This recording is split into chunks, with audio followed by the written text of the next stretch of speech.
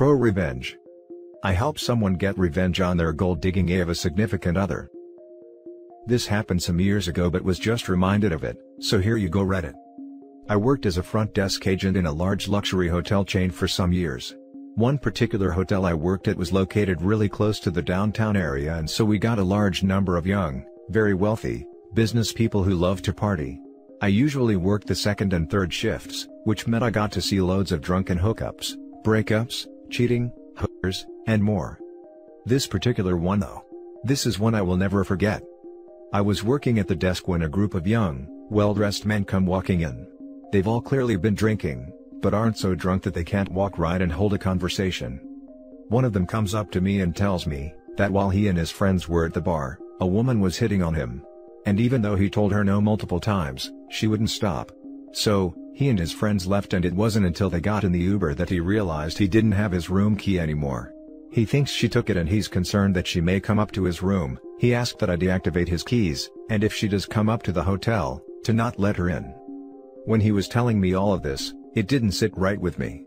He and his friends were all grinning about it and snickering amongst one another. Then he gave a clear description of her, without being asked.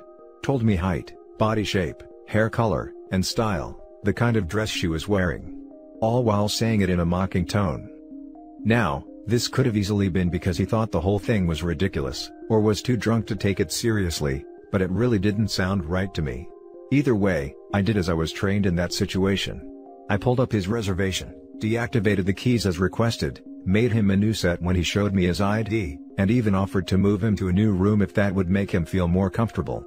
He and his buddies all laughed a little at that and he declined, took the keys and they went to their room. About an hour or so later, the woman he described showed up. Now, by this point, my relief for the night had also shown up and was sitting at the front desk while I was in the back office counting down my cash drawer. I hadn't had a chance to tell him about the woman. Just as I'm walking out of the back office with my bag and about to leave, I see my coworker buzz the doors open and the woman comes rushing in, cuts through the lobby and down the hall to the elevators. She was barefoot, holding her heels in her hands, and knew exactly where she was going. I rushed up to him and told him what the man from before had told me about her. My coworker looked at me confused. He then pointed to the screen that had the reservation pulled up, and told me that when the woman arrived, she went to use the room keys and they didn't work. So, he asked for her room number and last name. She gave both and her name is on the reservation. I looked at the reservation and down in the notes, there was a woman's name listed. The man from before was listed as the primary, but her name was listed as secondary with his consent to be in the room. I was confused. I thought maybe she wasn't the same woman he was talking about. But, to be on the safe side, I called the man in his room and told him the situation, and that we allowed a woman fitting that description he gave, to enter the building because she confirmed her name was on the room. He laughed, said he forgot her name was on the room and asked that I remove it.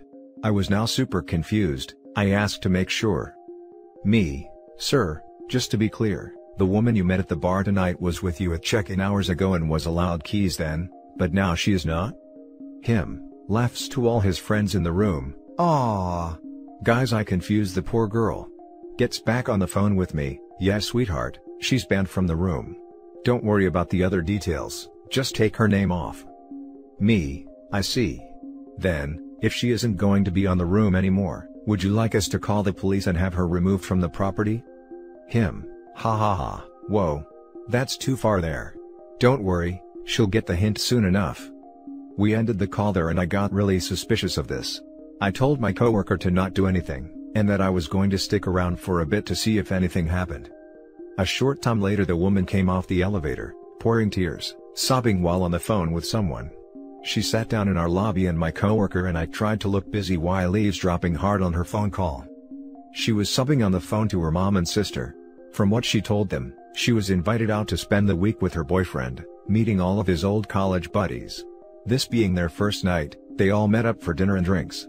After a bit, she went to the restroom and when she came back, she caught her boyfriend hitting on another woman.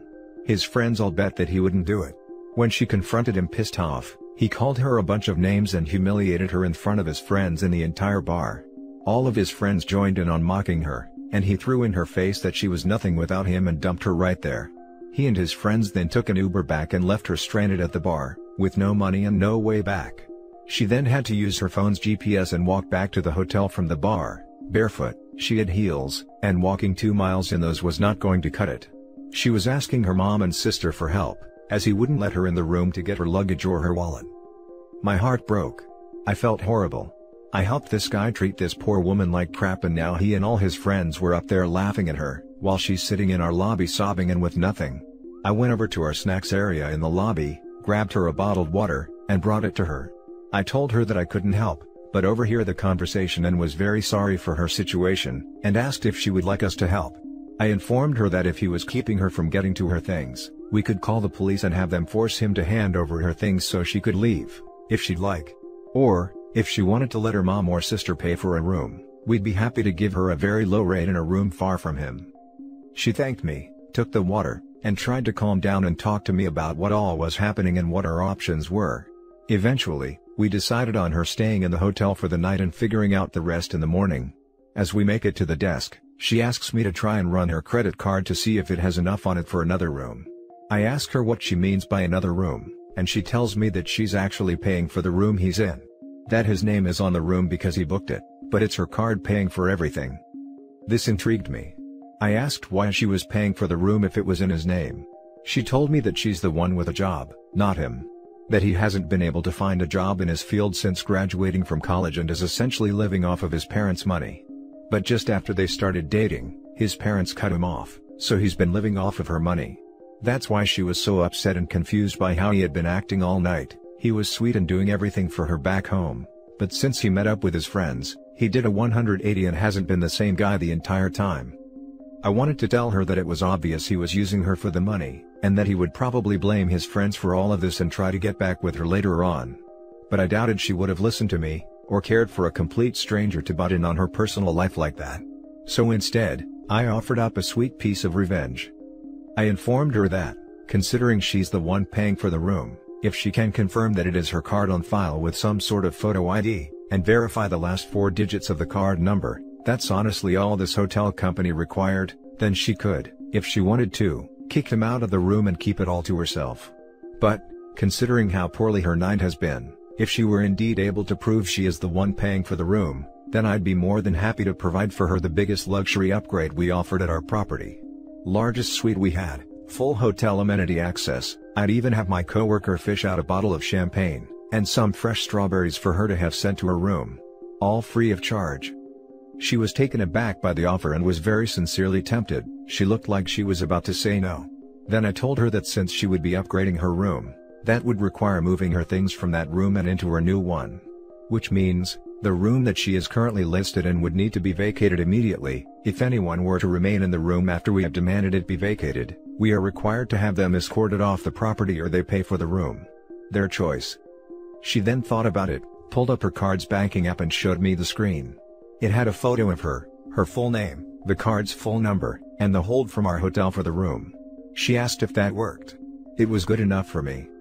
I quickly upgraded her, moved everything over in the system, and before I could say a word to my coworker, he was already grabbing a set of master keys, a bell card, and was asking her what her luggage looked like since he would be the one retrieving it for her to deliver to her room. He didn't want her to have to deal with her ex again.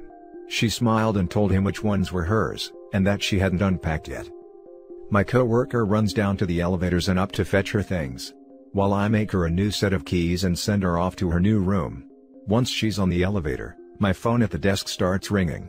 It's the ex-boyfriend, and he's very angry about why my coworker has entered the room and is taking her things. I calmly explain that I cannot give out the private information of any of our guests, and that if he would like to remain in his room, he will need to pay for it as there is no longer a method of payment on his room. He blew up. He's making a ton of demands and at the same time yelling at my coworker to stop what he's doing, but it's obvious from the way he's yelling at him that my coworker isn't listening to him. I can even hear the guy's friends telling him to chill out and just pay for the room. I then explain that we will give him a courtesy 10 minutes to make a decision. At which point, if he doesn't have payment ready, then he must vacate the building or we will be forced to call the authorities and have him evicted. He continues to yell at me. He screams, swears, threatens, and yells for a solid minute before taking a breath. I then tell him he has 9 minutes remaining, and asks if he has come to a decision yet. He hangs up on me. 9 minutes later I call the room and he doesn't answer. I call again, no answer. I call a third time, he picks up, then immediately hangs up. I call the police and tell them what's going on, and they said they're on their way. The officers arrive, I tell them what's going on, we go up to the room together and the man and his friends are all white as ghosts when they see the cops. The cops explain to the ex-boyfriend and his friends that they're being evicted.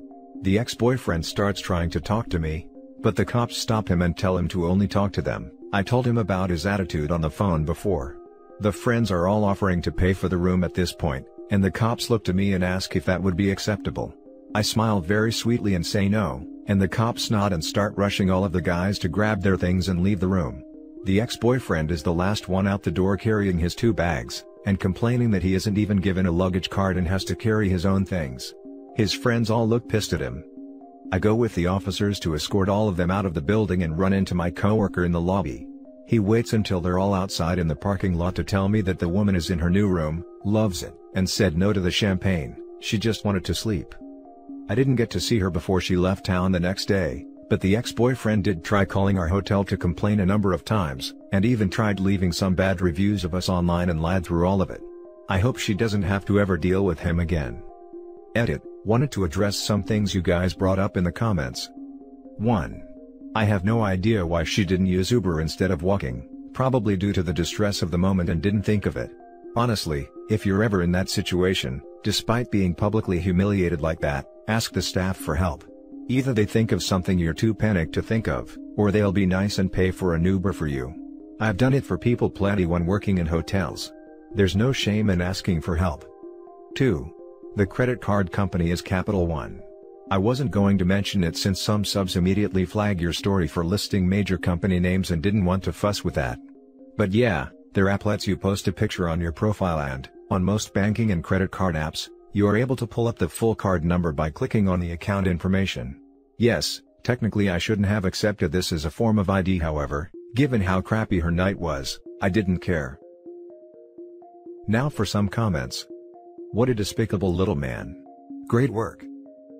Silly man, the bros before whose rule doesn't apply when she is the one paying for your life.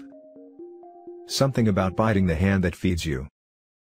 Op, I love you so much, you are amazing at your job.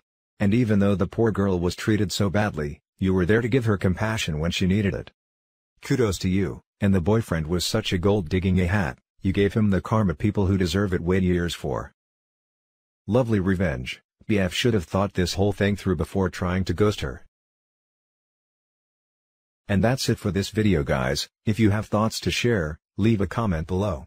Don't forget to hit like and subscribe if you like this content. I'll catch you in the next one. Good day everyone.